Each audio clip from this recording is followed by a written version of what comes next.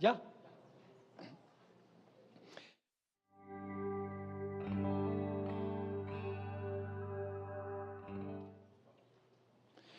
Bien, vamos a comenzar en nuestro manual en la página 65. El título del capítulo es Una experiencia dulce y amarga. Este es el tema número 7 de nuestra serie. En realidad creo que es el número 6. Sí, es el número 6. No, es el número 8. Es el tema número 8. Porque mañana es el 9 y el 10. Lo que pasa es que para el segundo capítulo tomamos 2 sesiones y no aparece subdividido en el manual. Así que este es el tema número 8 y mañana toca el 9 y el 10, los 2 últimos temas.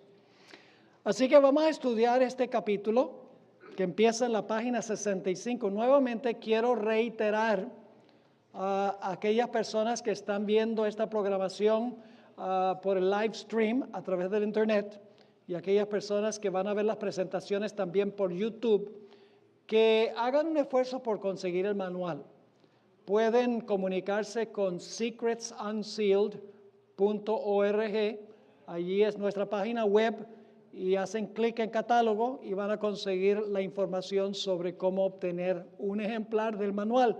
Va a ser mucho más fácil estudiar el material viendo el DVD o viendo en YouTube y teniendo el manual para seguir en forma escrita lo que se está presentando. Así que vale la pena la inversión de conseguir el manual. Bien, vamos entonces a la experiencia dulce amarga.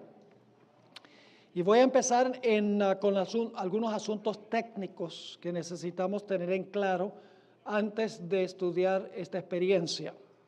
Después que descendió el ángel del cielo, ¿en qué fecha? En 1798. Y sonaron los 7 truenos, que fueron entre ¿cuáles años?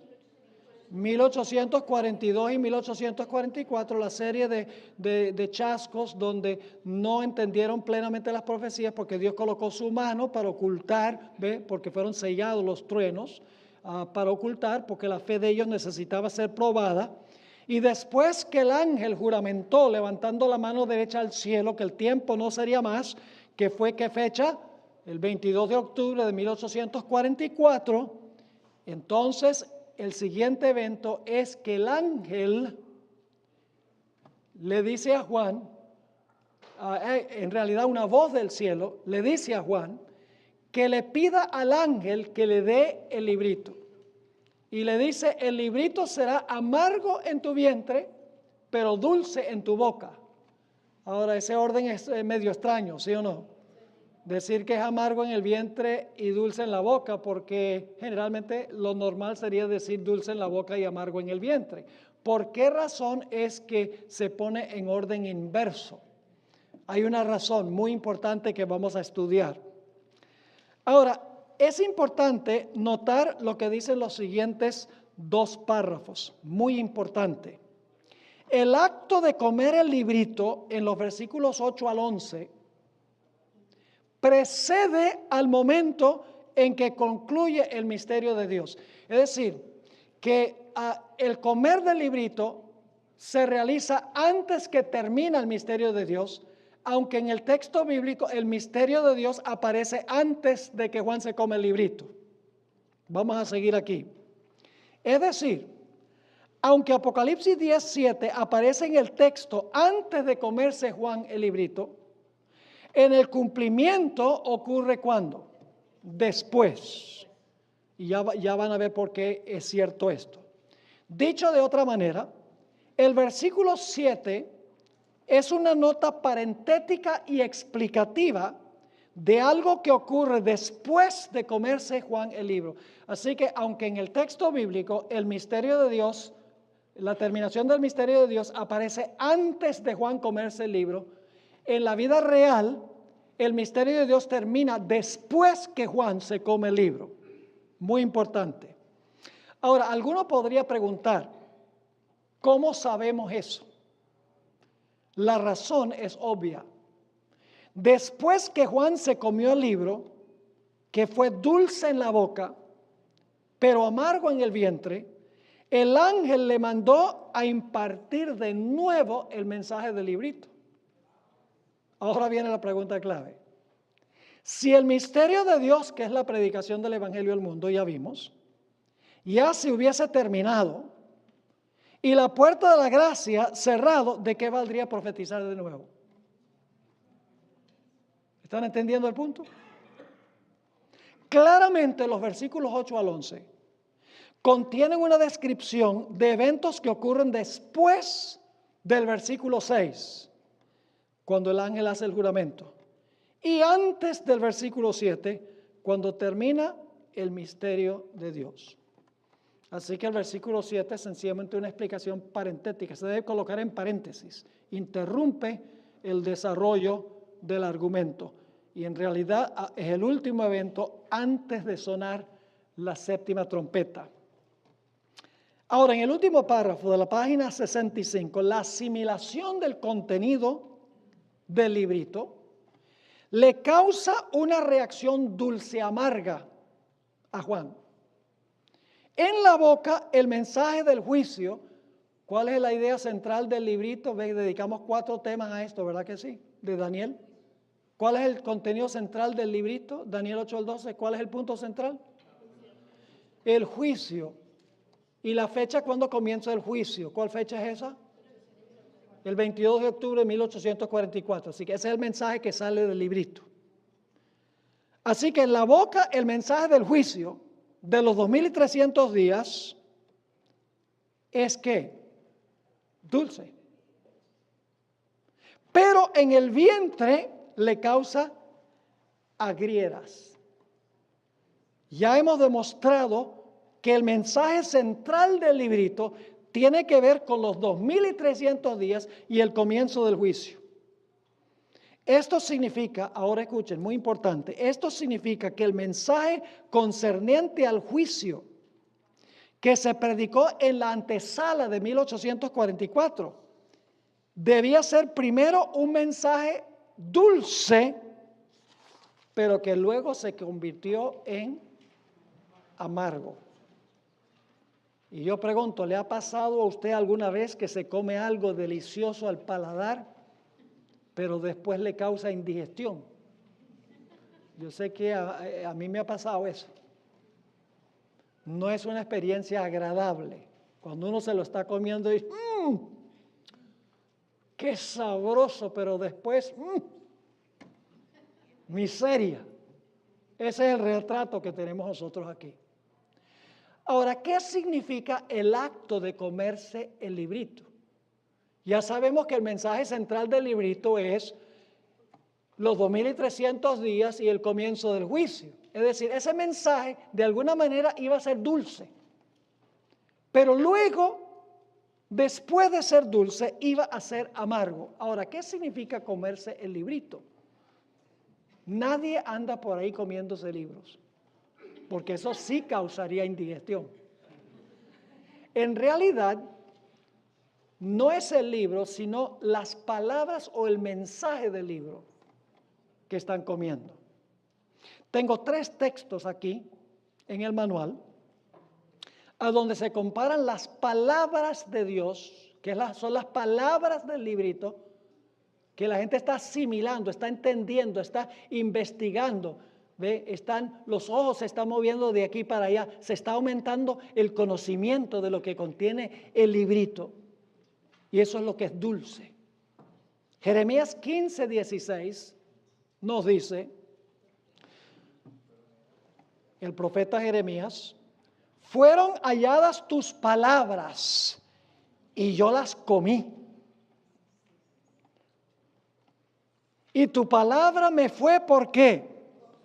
Ahí está la dulzura. Por gozo y por alegría de mi corazón, porque tu nombre se invocó sobre mí, oh Jehová, Dios de los ejércitos. Luego tenemos el Salmo 119 y el versículo 103. Dice el salmista David, cuán dulces son a mi paladar tus palabras, más que la miel a mi boca. Apocalipsis dice que el mensaje del librito sería dulce como la miel.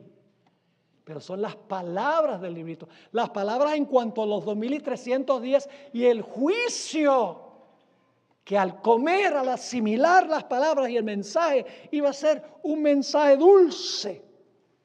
Y luego tenemos Éxodo 16:31, a donde se está hablando del maná, del sabor del maná. Ahora, ¿qué representa el maná? La palabra de Dios. Porque en Deuteronomio 8, 3 y 4, Dios dice, yo les di maná a ustedes para que sepan que no solo de pan vivirá el hombre, sino de toda palabra que sale de la boca de Dios vivirá el hombre. Es decir, el maná representaba la palabra de Dios. ¿Y qué sabor tenía el maná?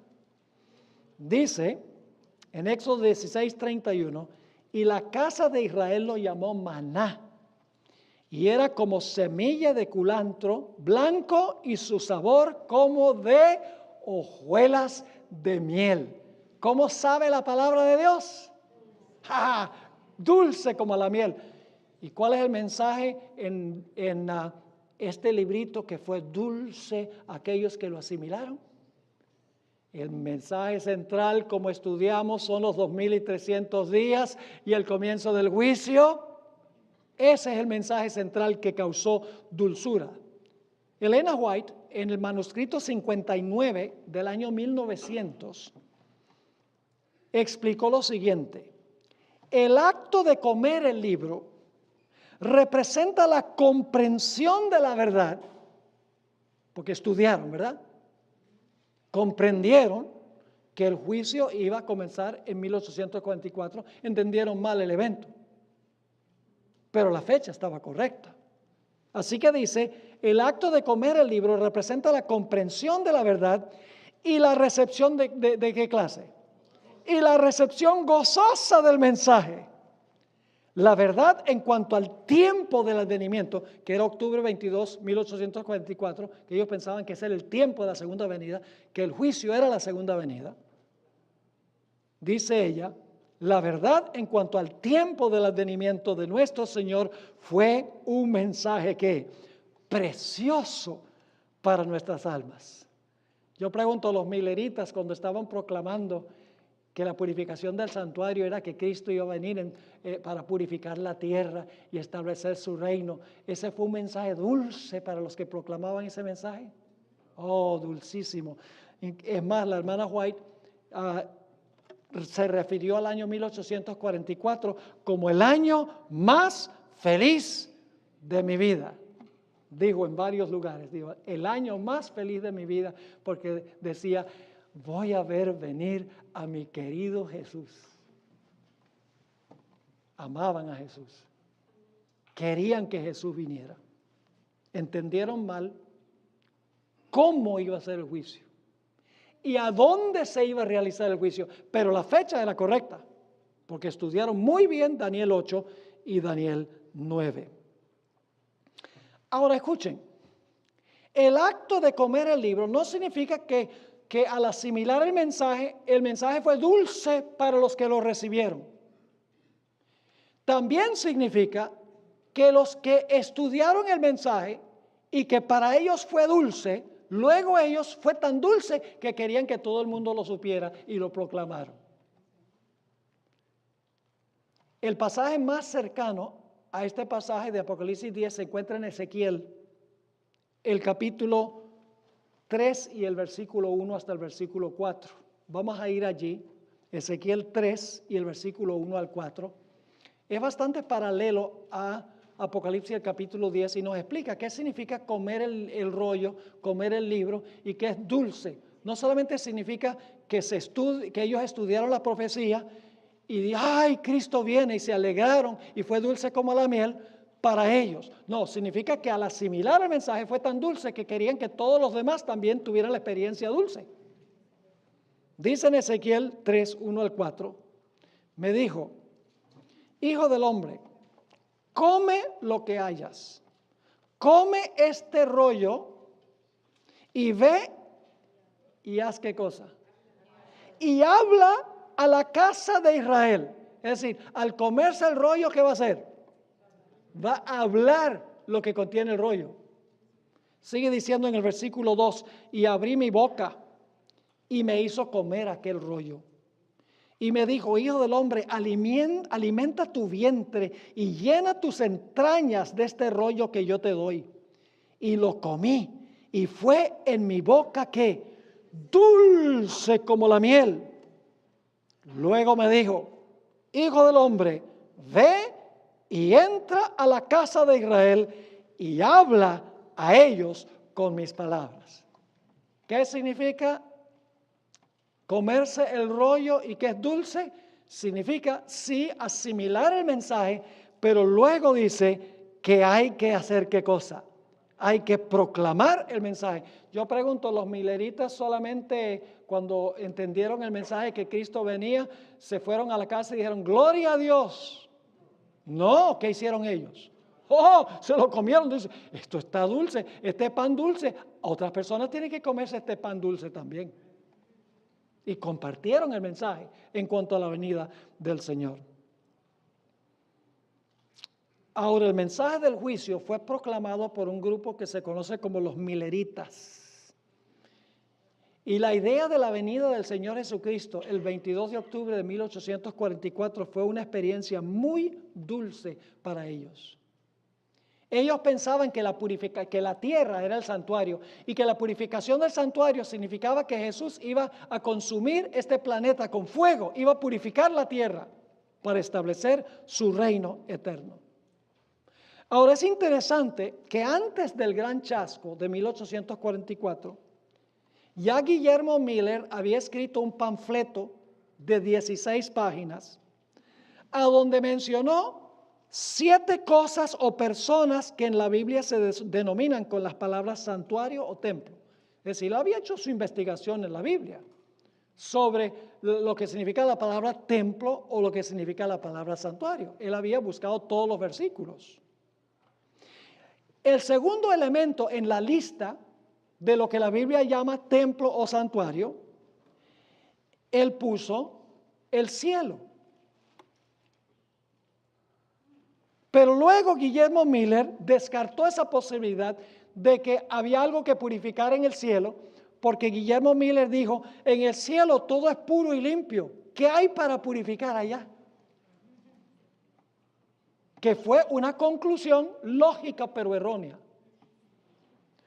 Porque en Hebreos 9, 22 y 23 dice claramente que el santuario celestial hay que purificarlo. Porque ¿saben lo que sucede? Cuando la gente se arrepiente de sus pecados y confiesa sus pecados, contratan a Jesús como su abogado, como su intercesor o su mediador.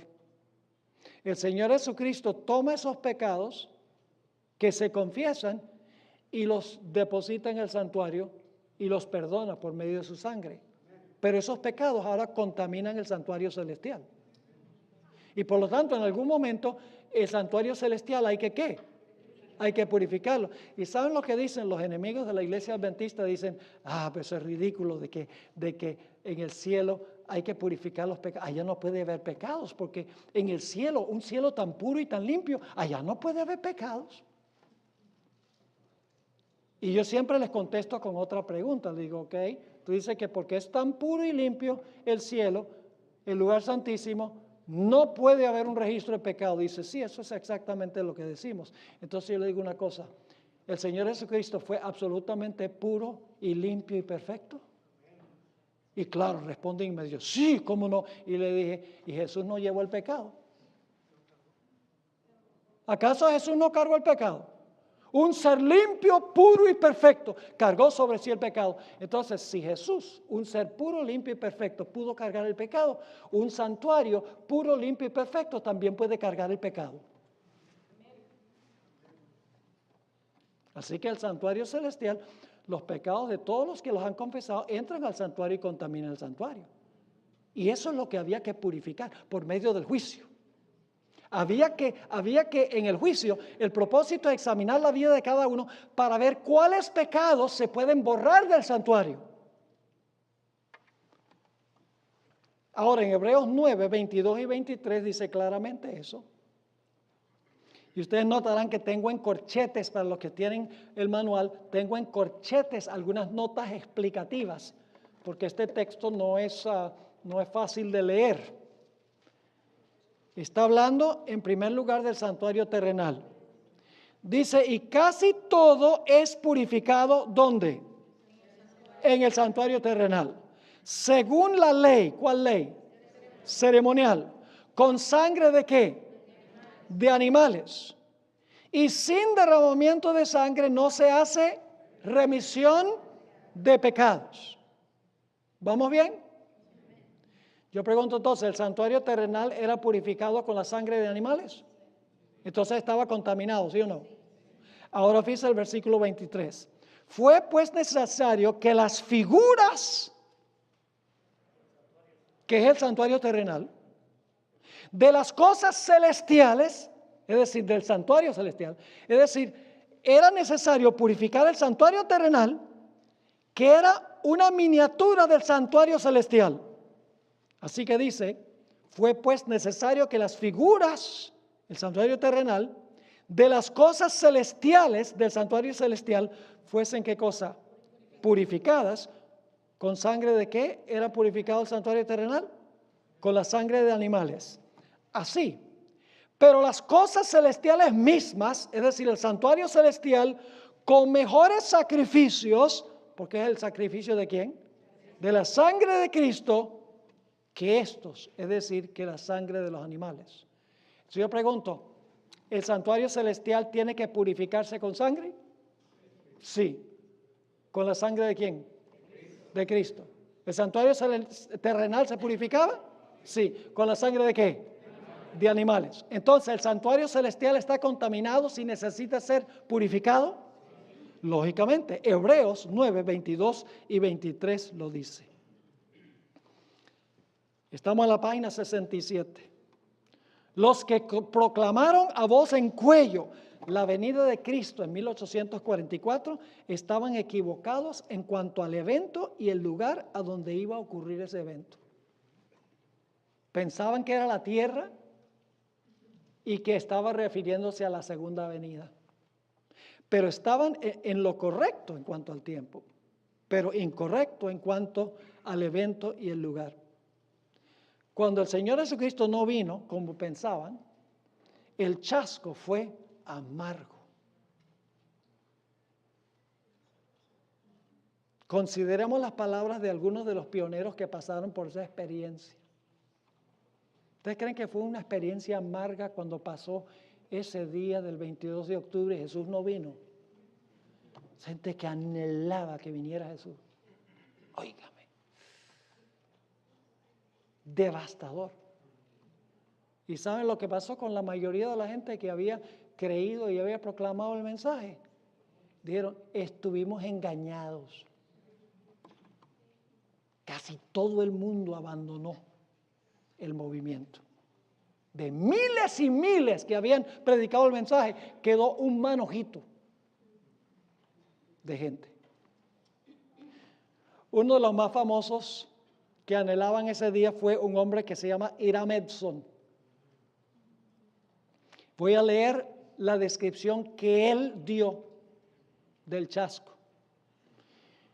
Y ustedes lo tienen aquí en la mitad de la página 67. Confiadamente esperábamos ver a Jesús junto con todos sus santos ángeles, y que su voz llamaría del sepulcro a Abraham, a Isaac y a Jacob y a todos los héroes del pasado, nuestros amigos que nos habían sido arrebatados por la muerte, y que nuestras pruebas y sufrimientos en este peregrinaje terrenal terminarían y que seríamos arrebatados para encontrarnos con nuestro Señor, para estar siempre con Él y para habitar en las resplandecientes mansiones áureas en la ciudad que había aparejado Dios para los redimidos.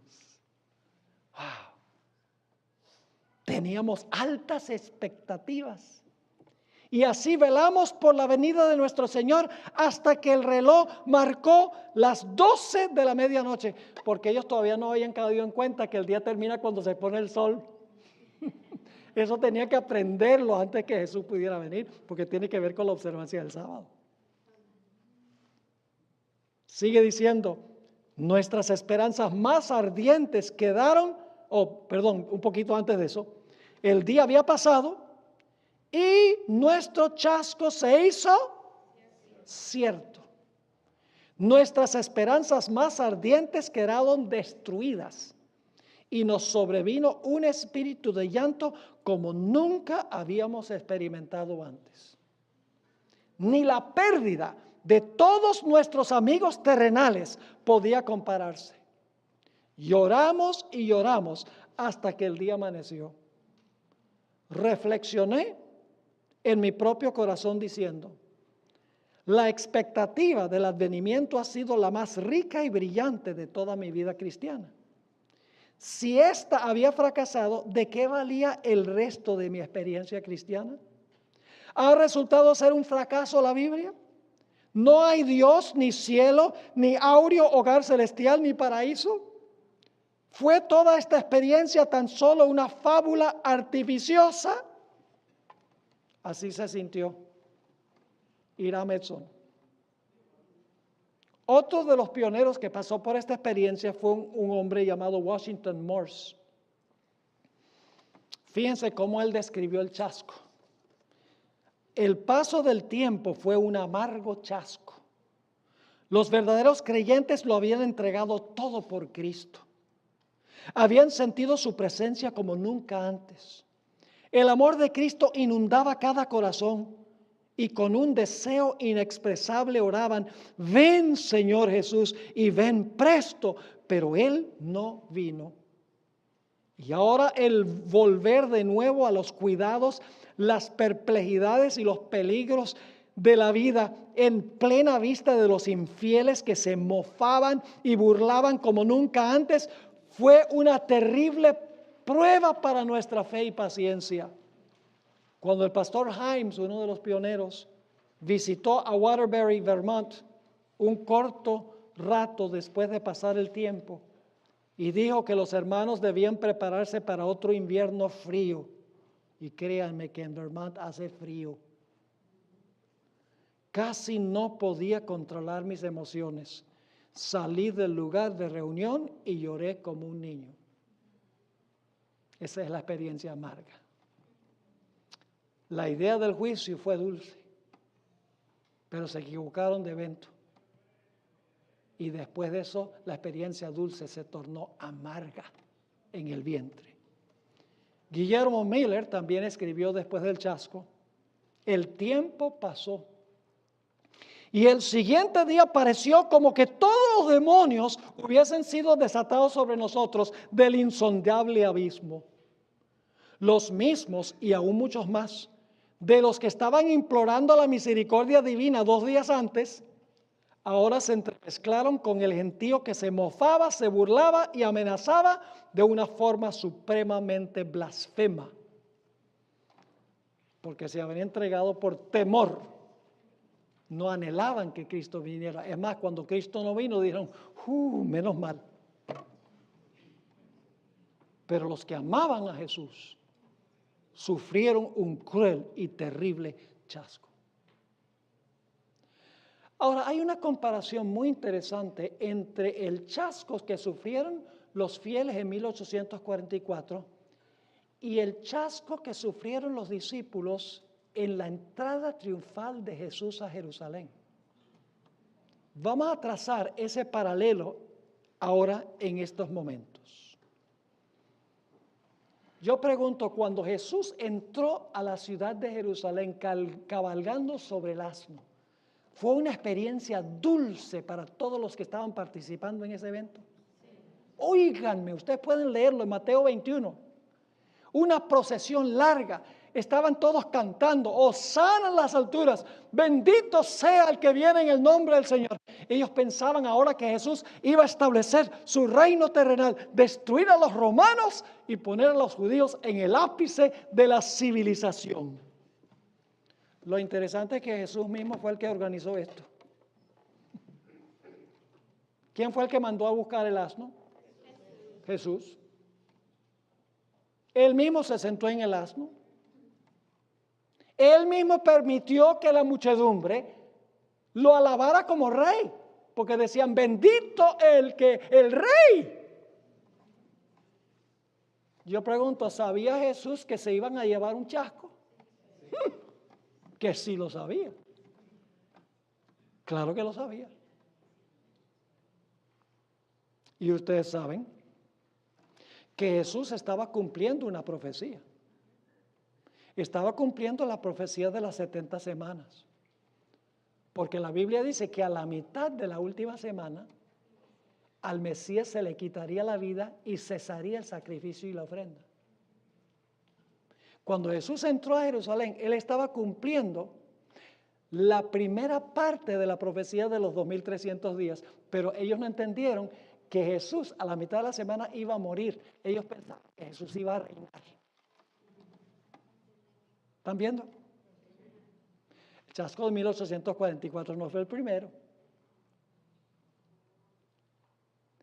Ahora, lo interesante es que los seguidores de Jesús estaban equivocados en cuanto al evento, pero estaban correctos en cuanto al tiempo. Porque la profecía de las 70 semanas indicaba que a la mitad de la última semana el Mesías se le iba a quitar la vida. Pero ellos como que no vieron eso, sino que pensaron que Jesús iba a reinar sobre el trono en Jerusalén. Se equivocaron de evento, pero estaban correctos en cuanto al tiempo del cumplimiento de esa profecía. Quedaron severamente ¿qué? Chasqueados. Podemos palpar un poquito el sentir de ellos. Cuando el día de la resurrección de Jesús, por la tarde de ese día, había 2 discípulos caminando a la ciudad de Emaús. Es interesante que eran 2. Estaban caminando en el campo hacia una aldea que se llama Emaús. Y cuando estaban caminando, Jesús los alcanza y empieza a caminar con ellos. Y uno de los 2 le dice a Jesús con lágrimas en los ojos, nosotros pensábamos que Él era el que iba a redimir a Israel. Se puede palpar el chasco en la voz de ese seguidor. Y dicho sea de paso, conocemos el nombre de uno, Cleofas, pero desconocemos el nombre del otro. Y estaban caminando en el campo. Es importante recordar eso. Ahora, lo interesante es que después del chasco, los discípulos reunidos en el aposento alto, el Señor Jesucristo se les apareció la noche de la resurrección. Y luego 8 días más tarde. Y si ustedes leen Lucas, la última parte del capítulo 24 de Lucas, van a encontrar que dice que Jesús, comenzando desde los escritos de Moisés y de todos los profetas y en todas las escrituras, les explicó las profecías que ellos no habían entendido. Interesante. Y entonces el Señor Jesucristo les dijo a ellos, ahora ustedes tienen que profetizar de nuevo. Ustedes ahora tienen que anunciar lo que predicaron antes, pero con nueva luz, con un nuevo entendimiento. Id y endoctrinad a todas las naciones. Vayan y proclamen el mensaje que Cristo sí es el Mesías. Se equivocaron de evento, sí, pero Jesús es el Mesías y cumplió la profecía. Ahora vayan y proclamen el mensaje con la luz adicional que tienen. Asimilaron el mensaje, ahora compartan el mensaje. Y es interesante que en el día del Pentecostés, y no tengo tiempo de entrar en detalle en esto, tengo una serie en inglés que se llama The Secrets of Pentecost, los secretos del Pentecostés, son 10 temas sobre el día del Pentecostés. Muchas cosas pasaron ahí que como adventistas ni siquiera hemos visto y son muy importantes porque el derramamiento de la lluvia tardía va a ser semejante a lo que pasó en el día del Pentecostés. En el día del Pentecostés, el apóstol Pedro predicó un tremendo sermón.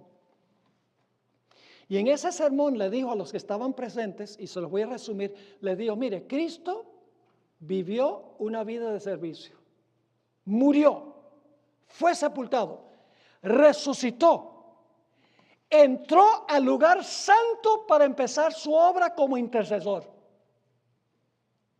Mientras que los judíos continuaron sus sacrificios inútiles, Pedro dirigió las mentes de los fieles al santuario celestial donde Jesús había entrado al lugar santo para empezar una nueva obra. Y entonces se formó el núcleo, el remanente de la iglesia cristiana, que luego iba a ir a todo el mundo a proclamar el mensaje de Dios. Ahora miremos qué pasó en 1844. Los mileritas también tuvieron una experiencia muy dulce. Cuando esperaban que Jesús iba a venir como Rey de Reyes y Señor de Señores en 1844, el 22 de octubre. ¿Había una profecía que anunciaba que algo importante iba a pasar en 1844? Sí, la parte más larga de la profecía, que tiene las 70 semanas. Hasta 2300 días y el santuario será purificado. Pensaban que Jesús iba a venir a la tierra, iba a purificar la tierra y establecer su reino aquí. Estaban correctos en cuanto al tiempo, pero equivocados en cuanto al evento. Igual que los discípulos. Cuando el Señor Jesucristo no vino el 22 de octubre de 1844, los mileritas quedaron profundamente chasqueados. Ya leímos algunas citas. Pero lo interesante, escuchen esto.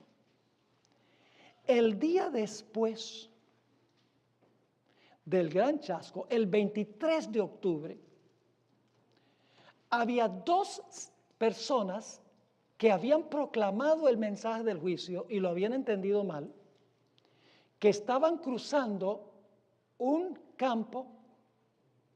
Sabemos el nombre de uno, pero no del otro. Uno se llamaba Hiram Edson. No conocemos el nombre del otro. E Hiram Edson tuvo una intuición momentánea. No se sabe si fue una visión, una intuición, un pensamiento, pero él describió cuando estaba cruzando ese campo con un compañero para ir a animar a otros grupos que habían quedado chasqueados porque Jesús no había venido. Él describió qué fue lo que vio. Y lo leo ahora. Vi distinta y claramente que nuestro sumo sacerdote, el día 10º del mes séptimo, que equivale en nuestro tiempo al 22 de octubre, al final de los 2300 días, entró por primera vez al segundo apartamento del santuario celestial y que tenía una obra que desempeñar en el lugar santísimo antes de venir a la tierra. Daniel 7. ¿Recuerdan Daniel 7? ¿A dónde es la investigación? En el cielo. ¿Quiénes son investigados? Todos los que profesaron el nombre de Jesús. ¿A dónde se da el veredicto basado en la investigación? En el cielo. Nadie entendió eso sino hasta el día después del gran chasco. Como los discípulos, Jesús se les apareció y les explicó las profecías que ellos habían entendido mal. Sigue diciendo, vi distinta y claramente que nuestro sumo sacerdote el día 10º del mes séptimo, al final de los 2300 días, entró por primera vez al segundo apartamento del santuario celestial y que tenía una obra que desempeñar en el lugar santísimo antes de venir a la tierra. Que Jesús vino a la boda en ese momento. Jesús, en otras palabras, fue al lugar santísimo para casarse con su pueblo, pero no podía casarse con su pueblo hasta que su pueblo estuviera completo. Y para que su pueblo estuviera completo, había que investigar cada caso para determinar quién es parte de su pueblo. ¿Recuerdan que leímos de Lucas 12 que cuando Jesús va a regresar de la boda a sus discípulos? Dice, estén listos para cuando regrese su Señor de las bodas. Es decir, la boda se hace en el cielo cuando ya el reino de Cristo está completo, ya cuando se ha determinado quién pertenece al reino de Jesús, Jesús se casa con su reino, con todos los fieles que fueron investigados y hallados dignos. Así que dice que Jesús vino a la boda en ese momento. Es decir, al anciano de días para recibir ¿qué cosa? Un reino, dominio y gloria. Y que nosotros debemos esperar hasta que ¿qué? Hasta que regrese de la boda. Y cuando regresa, ¿nos va a llevar a dónde? ¿A dónde nos va a llevar? Al cielo. ¿Y entonces qué va a pasar en el cielo? Eso se llama la resurrección, la fiesta. Esa es la recompensa. ¿Ve? La boda se realiza en el cielo estando su pueblo aquí. Pero luego Cristo regresa, como dice Lucas 12, recoge a sus fieles y los lleva al banquete.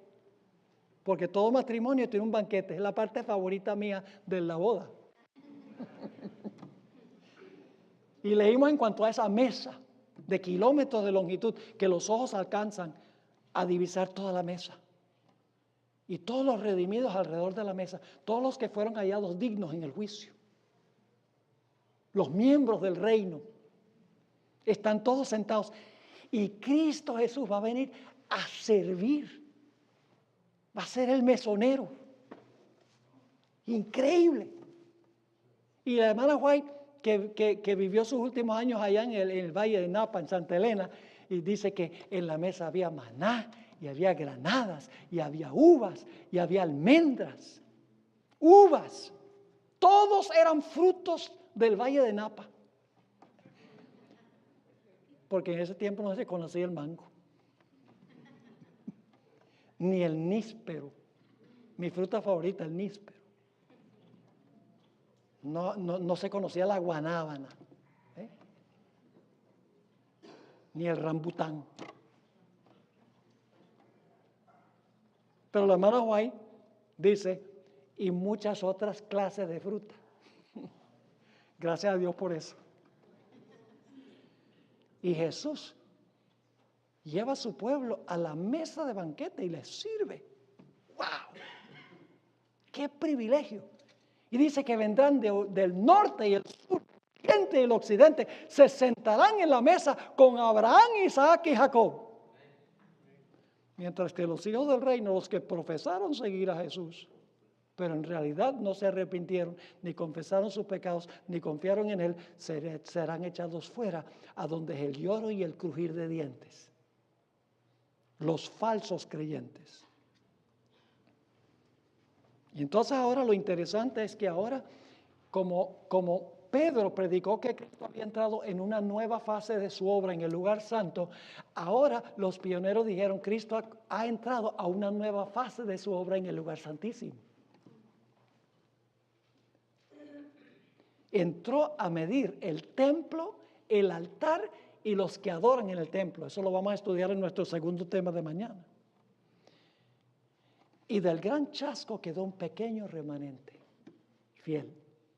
La mayoría, como sucedió en la entrada triunfal, la mayoría abandonó el movimiento. Dijeron que habían estado engañados. Lo mismo sucedió en 1844. Quedó un manojito, un pequeño remanente fiel.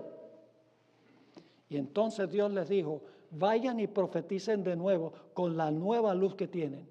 Salgan y proclamen los mensajes de los 3 ángeles. Y se estableció una iglesia que tomó proporciones globales. Una iglesia que está en casi cada país del mundo, proclamando el mensaje de que estamos ahora en el juicio y que tenemos que prepararnos para encontrarnos con nuestro Señor. Ahora, vamos al último punto en la página 70. ¿Le está quedando claro Apocalipsis 10? Es una descripción del movimiento adventista, ¿sí o no? Por eso yo digo, es la profecía más clara en la Biblia que identifica al pueblo remanente. Todos los detalles cuadran perfectamente. El fin de los tiempos proféticos, los 7 truenos, lo que no pudieron entender, el hecho de que empezaron a estudiar la profecía de Daniel, todo está en su orden cronológico exacto y perfecto. Ahora, alguien dirá, estamos en la página 70, pero Juan fue el que pasó por esta experiencia. Nada dice Apocalipsis 10 de un pueblo entero que iba a tener esta experiencia agridulce al final de la historia. Porque el libro de Apocalipsis dice que fue Juan. El que se comió el libro fue dulce en la boca y amargo en el vientre. Fue Juan. Nada dice de que esto se aplica a un pueblo. Permítame leerles una cita de William Shea que demuestra que Juan es un símbolo o representa a un pueblo al final de la historia. Él personifica al pueblo. Y ustedes dicen, ¿cómo sabemos eso? Voy a leer la cita y luego resumimos. Dice William Shea, quien fue mi profesor en el seminario de Andrews hace unas cuantas décadas. Un erudito de primera categoría, mente fotográfica, médico, que luego se convirtió en arqueólogo. Y me acuerdo en la primera clase que tuve con él, que nos dijo, yo no sé cómo alguien en su sano juicio prefiere ser médico que arqueólogo. Y cuando daba clase daba las medidas de las ciudades y cuán alta era esta torre y los nombres de todos los que vivían ahí, sin nota alguna, sin una sola nota. Él escribió esto. Cuando Juan recibió esta visión, vivía al principio de la era cristiana. Es decir, vivía en el periodo de ¿cuál trompeta? Juan vivió en el periodo de la sexta trompeta. Juan vivió en 1844. No. ¿Cuándo vivió Juan? En el tiempo de la primera trompeta. Porque la primera iglesia, el primer sello, la primera trompeta, son el comienzo de la iglesia cristiana. Así que dice, cuando Juan recibió esta visión, vivía al principio de la era cristiana. Pero este panorama profético se cumple hacia el fin del tiempo, en la sexta trompeta. Mucho tiempo después de la muerte de Juan. Por lo tanto, debemos entender que Juan representa a aquellos que proclamarán este mensaje final, el papel que él estaba jugando en ese momento. Así que la primera razón por la cual sabemos que Juan representa a un pueblo es que Juan murió durante el periodo de la primera trompeta, mientras que esto está sucediendo en el periodo de la sexta, hacia el final de la historia. Pero hay una segunda razón. Sigue diciendo. Hubiera sido físicamente imposible que Juan llevara este mensaje a todos los grupos a los cuales se le mandó que lo llevara. Porque el ángel le dice, necesitas profetizar de nuevo a todas naciones, tribus, lenguas, pueblos y reyes. ¿Ustedes creen que Juan solo podía hacer eso? No. Concluye, por lo tanto debemos esperar que esta comisión en el tiempo del fin sea cumplida por un grupo o por un movimiento. Y la historia demuestra que ese movimiento fue el movimiento adventista que esperaba la venida del Señor Jesucristo en 1844. No tenemos nada de qué avergonzarnos como adventistas. Algunos teólogos de la iglesia dicen, no hablemos de eso porque dicen que la iglesia adventista comenzó con un chasco. Pues la iglesia cristiana también comenzó con un chasco. Los discípulos no quedaron chasqueados y después entendieron. Y después proclamaron el mensaje otra vez con nueva luz. Claro que sí.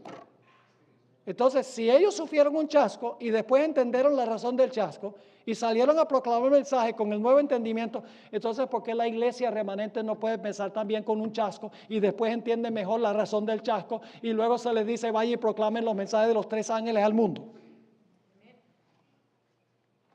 Y es más, si tuviera tiempo les demostraría que cada vez que Jesús comienza una nueva función, en su obra hay un chasco, porque la gente no entiende lo que Él va a hacer.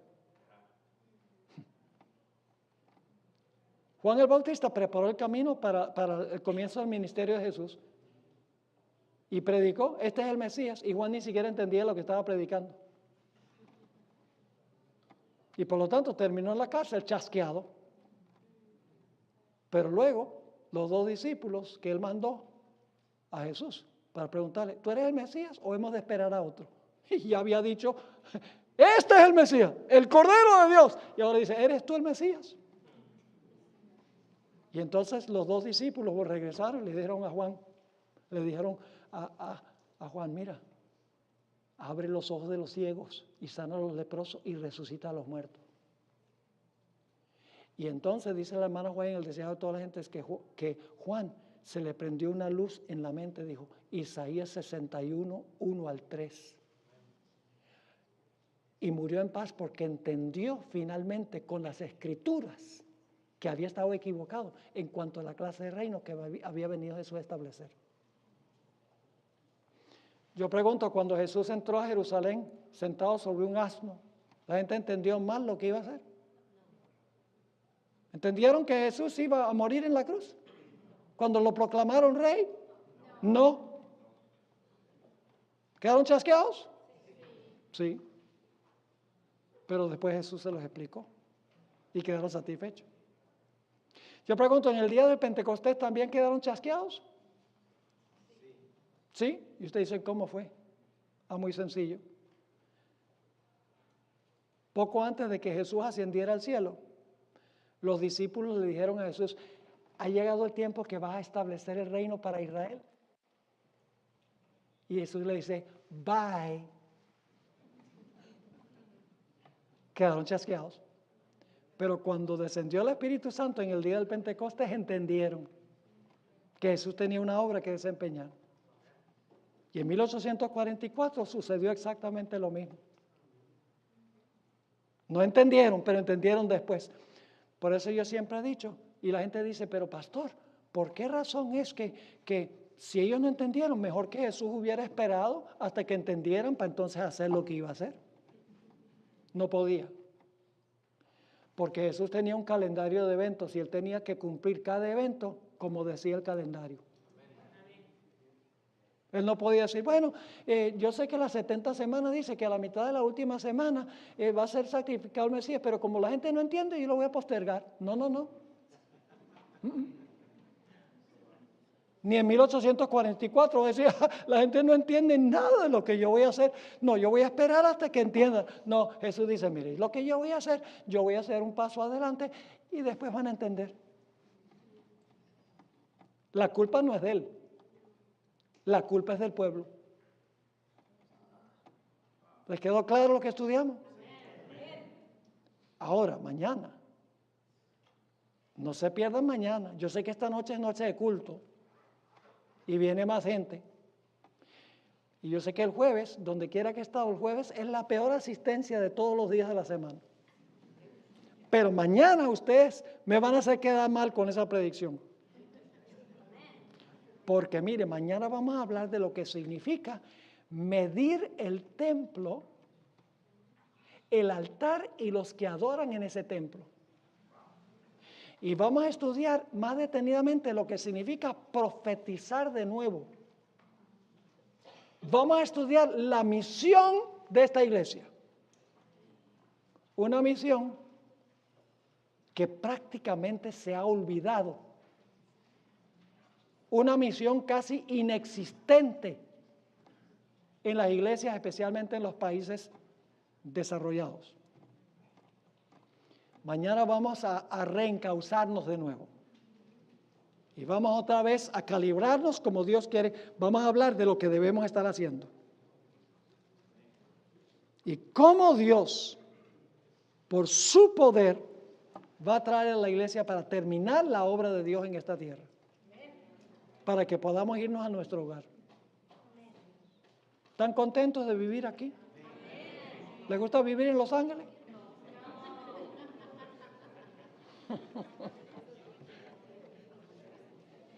Una persona me decía, Oiga, pastor, pero yo tengo una casa muy bonita aquí. Yo le dije, ¿es de oro? Oh, yo tengo un carro nuevecito, brillante, bueno. ¿Vuela? Hermanos y hermanas, nada de lo que tenemos aquí es la sombra de lo que vamos a tener allá. ¿De qué vale que el hombre gane todo el mundo y pierda su alma? ¿Qué cambiará el hombre por su alma? Es tiempo, hermanos y hermanas, que nosotros nos despertemos y sepamos por qué existimos. Y que le contemos estas cosas a las personas que están anhelando alguna esperanza. El mundo está sin esperanza. Ven todo lo que está pasando. ISIS y ataques terroristas y huracanes y terremotos y problemas. Dice, ¿a dónde conduce esto? Angustiados, no saben. Nosotros sabemos. Y hay de nosotros si nosotros no les contamos. Es tiempo de que les contemos las cosas como son en las profecías. Con amor, pero con decisión. Así que no se pierdan el próximo emocionante episodio. Oremos, Padre. Gracias te damos por tu palabra. Gracias por esta maravillosa profecía, que en todos sus detalles se cumple en el movimiento adventista. Gracias, Señor, por el privilegio que nos has dado de pertenecer a este pueblo. Pero al mismo tiempo te pedimos perdón por no haber cumplido la misión que tú has dado a este pueblo. Ayúdanos, Señor, a despertarnos de nuestro sueño y a tener esa pasión que arde en nuestro corazón, en nuestro vientre, de contarle a otros los grandes eventos que pronto van a pasar y lo glorioso que será vivir con Jesús por los siglos de la eternidad. Gracias por habernos acompañado y gracias porque estarás con nosotros a regresar a nuestros hogares. Te pedimos esto en el precioso nombre, que sobre todo nombre, el nombre de Jesús. Amén.